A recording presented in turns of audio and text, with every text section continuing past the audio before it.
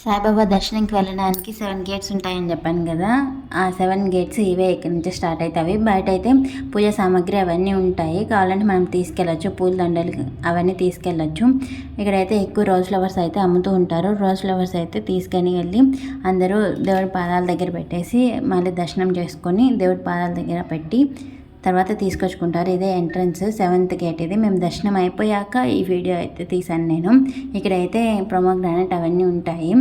గ్లాస్లో నిండుగా ఇస్తారు. 10 రూపాయలు అయితే తీసుకుంటారు. చాలా అయితే బాగుంటాయి. ఇక్కడైతే సాయిబాబా ఐడియల్స్ అయితే చాలా బాగున్నాయి. ఇక్కడైతే కొంచెంసేపు కూర్చున్నానని చెప్పేసి ఇక్కడ ప్లేస్ ఉందని చెప్పేసి కూర్చున్నాము. ఇదైతే సాయిబాబా కళ్యాణ మండపం. ప్లేస్ అయితే చాలా బాగుంది. ఇక్కడ ఫీడింగ్ ఇవ్వడానికి కూడా ఉంది చిన్నపిల్లలకి. ఇక ప్లేస్ అయితే చాలా బాగుందని చెప్పేసి కొంచెంసేపు కూర్చుందాంలే, టీ తాగుదామని చెప్పేసి అలా అయితే కూర్చున్నాము. అందరూ దర్శనం చేసుకొని దేవుడికి దర్శనం చేసుకొని అయితే వస్తున్నారు, చూస్తూ ఉన్నాం.